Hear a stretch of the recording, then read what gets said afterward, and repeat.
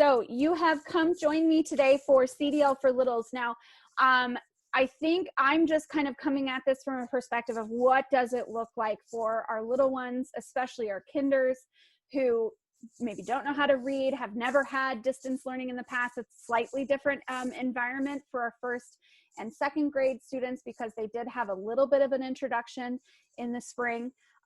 Keep in mind too that we will be getting out iPads to our little ones because we think that that's going to be a lot, and you guys have asked for that too, a lot easier for our students to navigate instead of a Chromebook.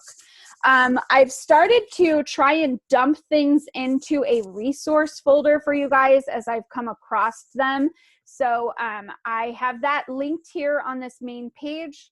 I will throw it in to the chat as well. Here you go. Because I will be referencing a few different things as we kind of talk today. Again, this is a short, brief little snack of a PD. We are only going for about 30 minutes. So I will not be diving too deep into this, but I have given you some videos to reference later for yourself. So my name is Nicole Carter. I am a part of the digital curriculum crew. And previous to this, I taught 8th grade language arts. So again, trying to preface for you guys that I was in the secondary realm until I came here to Beaverton. And then largely since I've been here in Beaverton for the last 6 years, I've done a lot of work with elementary, predominantly with elementary. I have definitely, like I said, reached out to our fellow teachers in the district to get some of their ideas. And then I've also gone through and done some research. These are definitely meant to be a part of the connect, engage, and teach piece. And again, thinking in terms of the humanized capacity, most of the stuff that I'm talking about is more synchronized learning experience, but I have given you some ideas for the asynchronous part. A couple of things to think about, and I want to make sure I stress this with you guys actually, because I'm getting a lot of emails about YouTube right now. And so some things to think about. We haven't tried it yet. I haven't tried it, taking a compressed Zoom file straight into Seesaw. So Zoom compresses video files so they are not big and gigantic, but we haven't tried going straight from Zoom to Seesaw. So I can't answer you there necessarily if Seesaw can support it. I would previously have said Seesaw would not support it. So I would say go to YouTube and upload your Zoom session to YouTube. Thinking too about the access of students getting into Zoom. Carrie did a session yesterday about building a class app that would work really nicely with student iPads to give them a nice button to, you know, touch and take them into their Zoom meeting room, for example. So if you didn't attend that training, I would really recommend that you go there. Thinking about your math lessons, you know, when you're in Zoom, one thing to think about is that you have access to start and stop your recording and pause your recording. So as you start a recording, then you can hit stop and it will create a video file of that one particular part of your lesson. So if you are doing a reading lesson that takes 15-20 minutes, press start, do your reading lesson, hit stop, and then that will be your one video file. And then that would be maybe what you put into Seesaw or upload into YouTube. I've got to kind of keep going. The other piece here that we need to address is making sure that we give kids the skills to use their iPad. I'm not quite sure, other than these kind of gifts that I found, we haven't necessarily had the time to start creating videos on using your iPad. There are some out there that teachers have created from other districts on using their iPad, but there isn't anything that is specific to Beaverton. I personally have been building writing curriculum and preparing these PDs, and I haven't had time to create those videos. So if there are videos out there that show students how to create things, the other thing you can do is use little gifts like this to show them how to open and close things, or to take a screenshot. Giving them that direct instruction is important, and they will need it. Most of the time they just are playing video games or something on their iPad. They don't necessarily know how to use their iPad in an academic setting. Okay, So Anne was very specific in giving me some feedback in her emails about keeping it simple and slowly building on skills for students. So in no way, shape, or form do you need to feel like you need to dive into the deep end with some of the components. And I think that there are some things that we can do ahead of time to help students. I like to build with music, or to teach or lead with music. As you saw in my waiting room, I always start with music. And depending on what we're doing for the day, I pick mood music to work for that. In Zoom, one thing that you can do is checkbox when you're sharing a screen. And I've gone over this in some of our other tutorials. This is not meant to be a Zoom tutorial necessarily. But there is a checkbox to click where you share your audio, so that on the other end of the Zoom side for students, they get a better audio experience. And that's a great opportunity or way for you to use music. Now, if you're uploading to YouTube and you're using music like I was at the beginning, I would get a copyright claim for that. So I don't ever share stuff to YouTube that has that kind of background music. So if I was using background music in my waiting room, I wait to start my recording until that music is turned off. If I am doing some sort of call and response with music or something, I mean, that usually is going to include children's faces, and that's probably not the kind of content that we necessarily need up on YouTube. So I need to make a conscious decision on when I'm recording things and when I'm not. And we're really just focusing on the instructional side of the recordings. So just keeping that in mind. If students are just listening to calming music, those are probably things that we don't need to record, right? That's we're listening to this music to calm ourselves down, friends, and then that's not something I would record at that point. So yeah, teaching them some calming techniques. And then, right now I'm hearing from a lot of teachers that they are over seeing the Bitmoji classrooms, the virtual classrooms. So do with that what you will, but I do know, because I was in the same boat for quite a while, I wanted to have teachers, use their face instead of an avatar of their face, but children really enjoy the Bitmojis. So, and there are ways that you can utilize the Bitmojis to help you as well. And I'm going to show those to you. Oh, look, I even had it as a screen for you and I didn't even know it. Okay, so the music in the waiting room, these are the buttons in the corner down here that I was talking about. When you click those on, you'll get a better audio experience for people in the Zoom. So I'm sharing my screen and I'm clicking on share computer sound. If I'm going to share a video, I also check the box right next to it for the video clip itself. So checking those off will be helpful in your Zoom. This is an example of a virtual classroom where the teacher built in some calming techniques, some yoga, some breathing, some audio, video type of things. And so if you pre-build this and provide that in Seesaw for students to access, then your direct instruction in synchronous learning might be, hey guys, let's go into our calm virtual classroom for right now, and we're going to click on this yoga pose. So it's really just a lot of clicking, which is fantastic for the kids with iPads. So you'll see that all of these things are actually linked out to other pieces to showcase, a yoga pose or whatever. The other thing too is kind of having some canned responses for helping with some of those tech issues. If there is, and I know we're working on it right now, you guys, but it's just been, as you know, a whirlwind with curriculum and those kinds of pieces that we're working on building playlists of tutorial videos to help with the tech issues. So once we have those up and running, we will definitely make sure to share those out with you, but that could be something simple too. I've also seen a lot of teachers build in videos that they then send home also to parents to try and help train the parents on certain techniques as well. So I was watching a video yesterday of someone that's been teaching kindergarten in California for the last 2 weeks. She created a little video on how to use her Seesaw page and sent that home as an activity for parents to watch with their kids. And then they were going to go over it the next day during live instruction. And that was a direct response to some of the tech issues that she was seeing. Also too, changing your Zoom backgrounds. This was a tip from Anne, doing things like I Spy. And I was going to show you how to do that real quickly if you haven't tried that already. And then teaching Zoom expectations. This one I think is a really, really important one. And we'll kind of go over some examples in just a minute. So from your virtual background, in the folder, the resource folder I gave you guys, I uploaded a few pictures or images that I found straight off of just doing a Google image search. But then there's also Pinterest boards that are all about doing some quick background images.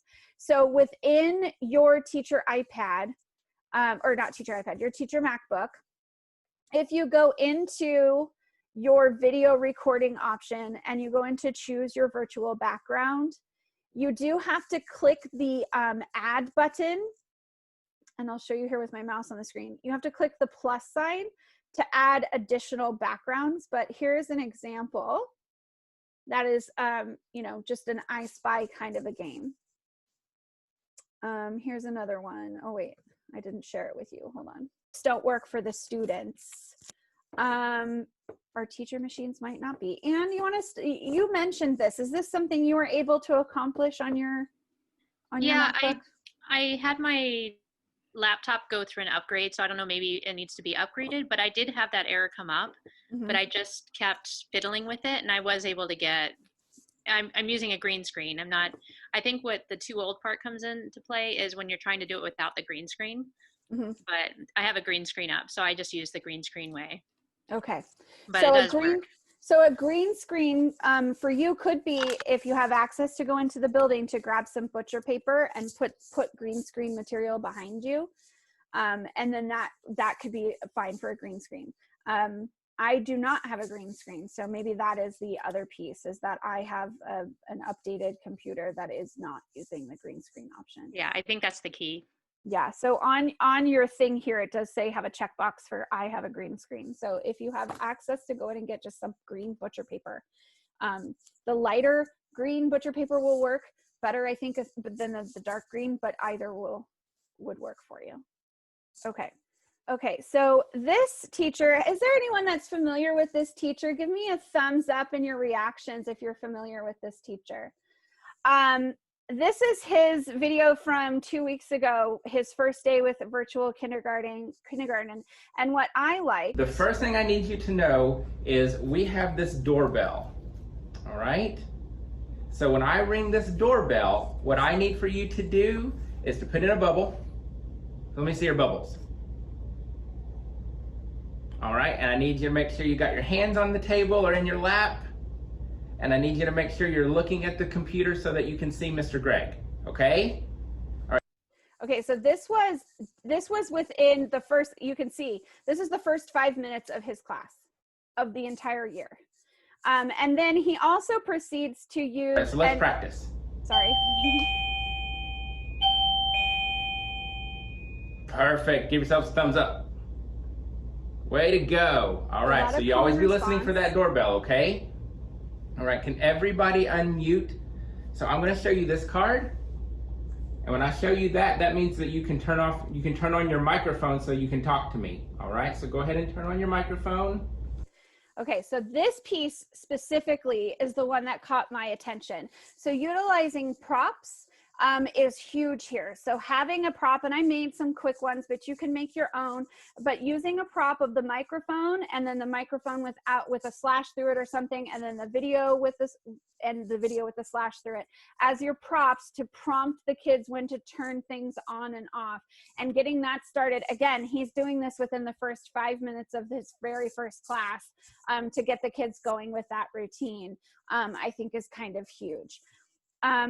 So this is a great video. I really only wanted to highlight those sections, but he's been uploading all of his virtual lessons for the last couple of weeks.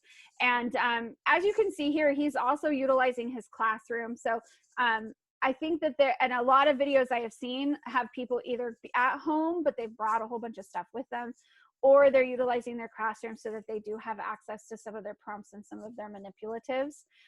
Interestingly enough, I don't know if anyone's ever heard of VIP Kids. Give me a thumbs up if you've heard of VIP Kids. So VIP Kids, if you've never heard of them, they are a service that recruits American teachers to teach English to kids in China. And what I'm finding is that these are people that have maybe been doing VIP Kids for like the last 5 years or so, and are used to teaching in a virtual environment, and they have tips galore. So if that's a search term for you, I've given you a couple of videos in here from people that teach within VIP Kids that I think are really good. There's one specifically where a person goes through and talks about her prompts, the things like this that she uses to guide kids. And another really interesting thing is that she talks about the use of, I'm going to use just like an envelope, but like using things on the side of your viewfinder. So she cuts out like food things from her junk mailers that maybe don't show an entire plate of fries, for example, but she uses the side view of her video camera. So the kids don't really know that she doesn't have a full plate of French fries. It's just this one cutout piece that she got from her junk mailer that she then, you know, just laminates and uses all the time. So I think, and I've got this in here, I think some of your virtual teaching must-haves came from me doing some research and watching some of these other teachers that have been utilizing, you know, VIP Kids and teaching online for quite a while. The microphone prop, if you had a microphone in your classroom, if you can grab that, utilizing the microphone when you're doing sing-alongs or doing a call and response kind of a thing is very helpful for the kids, for them to notice when you want them to sing and respond back. I should have grabbed, my daughter has one of those karaoke microphones upstairs. I should have grabbed that. A whiteboard, if you have access to even a Dollar Tree whiteboard to be able to write things on, or if you have a magnetic one to use your magnet letters. Everybody talked about utilizing alphabet flashcards. And then, like I said, potentially even getting junk mailers and finding some food things to use, or animal flashcards, clocks.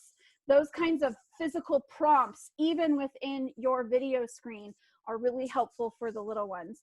And surprisingly, utilizing dolls to point to, we need to talk about our knees, or when you're doing head, shoulders, knees, and toes, to point to those specific areas on a doll can also be really helpful, right? So a lot of those prompts that we might use in the classroom can still be utilized here in the class, in the virtual classroom. Another thing to think about too is like hand signals. This is something that came out from Edutopia last week, but again, kind of either referencing hand signals to use within the view screen, or teaching students to utilize their reaction buttons in Zoom. So like, for instance, can I have everyone go ahead and give me a clap on your reaction button? So let's do a clap, a virtual clap, so I can see your little clap showing up in my screen. And then why don't we go ahead and do, I'm seeing Anna is doing this. Why don't we go ahead and do this piece? So right, there's a difference between utilizing either the reaction buttons or just our face-to-face instructions and engaging the kids that way. So yes, go in and get your premium account, because we all as teachers now have them. And then in your settings, you do have to toggle on meeting reactions and nonverbal feedback. Okay. So those are two to add in. And the nonverbal feedback, you can find that in the participation section. I don't know, those are more advanced. I don't know if I would use the nonverbals with little ones. It does give you a thumbs up, thumbs down option. Whereas that's cool to know that we have even more in the just reactions section. But those are our reactions. Mm-hmm. Our kids would have to do the same thing to get the reactions on there. No. Once you set it up as the host, it's in your host and your Zoom room, and they should be able to see it. Okay. It's you setting it up as the host that allows them to see it. Thanks. Yeah, good question. Okay, so how many of you, again, give me a thumb, just a like actual thumbs up in the screen. Have you ever used Classroom Screen before? Many people haven't. Okay, so Classroom Screen could just be a really great option for you. And I have linked it in the chat. Here we go. How am I doing on my time? Ooh, I'm running out of time. Okay, so in Classroom Screen, you can change the background if you want to at any time. You can upload something if you make something, or you can choose one that they have pre-made. You can also add in a roster of students' names, and that could be your way to say, hey, you know, like, these are the names that are coming to my mind. Okay, so once I paste those in, then it will give me a random picker. I've got dice. I've got a timer I can use. I've got a traffic light I can use. And this just is a share screen option. Really fantastic use for us. And you can too even do like an anchor chart here if you wanted to, just straight up on your screen. That you do create an account, but it's free. So in this example that I have on the screen for you, I'm utilizing their, what do they call it? Their work symbols. So I've got those up on the screen. So you've got a silence, you've got a whisper, you've got an ask a neighbor, work together. Work together doesn't work in this instance, but you can add your calendar in there. So that could just be like an extra tab that you have up to utilize some of those pieces. And I think that that could be really, really useful. So that's just classroom screen. Again, that's for use within your actual synchronous instruction. Now, if it comes to thinking about, you know, video creation, this was an example I found last night, I think it was last night, where she forgot to hit record on her live Zoom session. So she ended up just running through the lesson one more time in this example. Good morning. I'm so glad you're here today. But it's without the students because she forgot to set record. So I think that that's a really great option to just watch through how she put together the first day of kindergarten. But it was just, it was a reaction because she didn't hit the record button. But additionally, I've also seen, these are some examples for going through, you know, pronunciation and sound. These were some that I found on Instagram that I think letter are nice. K. K says K. K says K. K, karate. K. K, karate. K. So this time, instead of clapping, let's karate chop it if it begins with letter K. K. So again, short little instructional videos, you can capture those on your computer, you can capture those on your phone, and then those would be quick little things you could upload into Seesaw. But I think that's kind of some next steps options. I think first think in terms of just, you know, I'm just going to hit record when I go into Zoom, and that's what I'm going to upload for kids. But if you feel like you need to kind of supplement with some other pieces, quick, short little videos are where I would maybe start. In terms of interactive lessons, I just wanted to give you a few resources here of some options. We are going to be providing a PD on Google Jamboard, and I did link this for you to show you just some uses of being able to walk through some different choices. So this has like sortable little Post-it notes that are pretty easy to move around. So this is just in Google Jamboard. And these are as simple as just clicking and typing a letter. And now you've got a little P made that you can move around the room. So Google Jamboard is a part of your Google suite of products. So if you just go to jamboard.google.com, or you can click on this one, you can make a copy of it. And then you can go ahead and kind of play with your heart's content. That's Google Jamboard.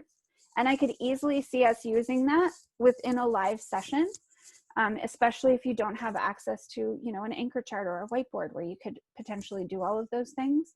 That's maybe a digital version.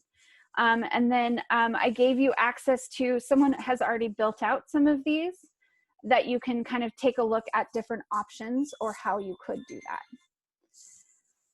So again, that's Google Jamboard. Another option is to think about utilizing Google Slides. So we've done a ton of PD in the last couple of weeks on Google Slides. This is an example of doing, you know, your morning warm up with what day is it, what's the weather, that sort of thing. And it's all, if I went into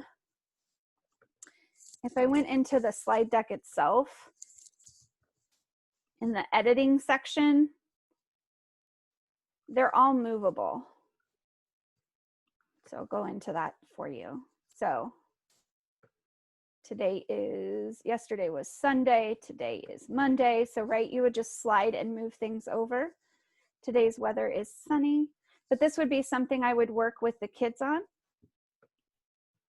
right? And the month is September, right? So normally you would be doing that, modeling that in the morning meeting on the carpet, right? But here's a virtual example of that. Okay. And then this one is another version of just those movable products. So, and I have this listed in the resource, but this is just, you know, like I would slide over the C, slide over the A, and then these are movable. So I could say, what rhymes with it? Rat rhymes with cat. And then in the find it, I've got these highlights. So I would just move the highlighter over the word as we walk through it. So again, just kind of trying to give you some ideas. In terms of play, there's a whole series of connected play, and they've got some trainings out there. You can probably find some of their YouTube options, and I think I've linked it or I've given you the example in the resource folder. So these would be kind of like a hyperdoc where it's all about, you know, having the kids play and show expression with specific things. I think this is a great idea to manipulate and create it yourself. And then another kind of this, to me, I think of this as like, you know, connected play and the virtual learning centers are kind of the same kind of deal, but both of them are built on slides where the kids would then link into and access the content. But you could use these while you're synchronously teaching as well, or you could provide them to the students to do on the asynchronous time. That's entirely up to you. The math manipulatives, these are super, super helpful. And I gave you a couple of different versions of this. So I really like this one. And then there's this kind of older version. But each of these are linked to what you might use in the classroom, right? And you could use those virtually while you're talking with the kids. Okay. And then, you know, the virtual classrooms, there's a good video I shared here. Oh, not that one, this one, where she goes through and talks about how she uses her Bitmoji classroom live while she's teaching. So it'd be something like, you know, if I'm taking attendance, this is linked to my attendance spreadsheet. If I want to do a feeling check-in, I might open up this feeling picture, and I might actually have the kids on their little whiteboard tell me how they're feeling, and then hold that whiteboard up just to the view screen for me to see. That's probably how I would do that one. And if they don't have a whiteboard, then just doing it on their on a piece of paper or something for me. And then again, the morning meeting idea, that was something I kind of shared earlier, but this one is utilizing like a Google Jamboard. So either having the kids go into the Jamboard, which might be hard with the littles, or just having them share, and you would add it to the Jamboard as they shared. And I just have a few kind of morning meeting style questions listed there. And those would just be all linked to my kind of virtual classroom. So that's how I would use the virtual classroom, like live. I would just link to the things that I needed access to and then open them up as I needed. And again, this video was really great. She talks about utilizing a virtual classroom for morning meetings. This is an example of kind of building a library. Again, these are kind of touched on in some of our other Google Classroom options, but again, showing options for how to give kids access to different things. Again, we run into some issues where we don't have all of the things that we need to, whether that's through Epic or through Sora. And then these last videos here, these were ones that I really enjoyed as I was doing some of my research. So we have another teacher that does like the VIP kids, but she's with pre-K. And just really a good job on getting student engagement. This one, I mean, man, she talks about how to do your guided readings and your running records. So this is a really great video. And then this last piece, this is the one I was referencing where she talked about giving technology help to parents ahead of time. That's a pretty long video. So if you go through the videos on the slide deck here, it actually will get you directly to the spot that I'm referencing. It has a start and stop playtime, but you can open them up into YouTube if you wanted to. Okay, so I have to go to my next training, unfortunately. So I will be saving the chat. If you have other questions, please go ahead and let us know. And we definitely do have, let me put this in the chat, an evaluation. Let us know what else you'd like help with. Again, start small, friends. Start small, okay?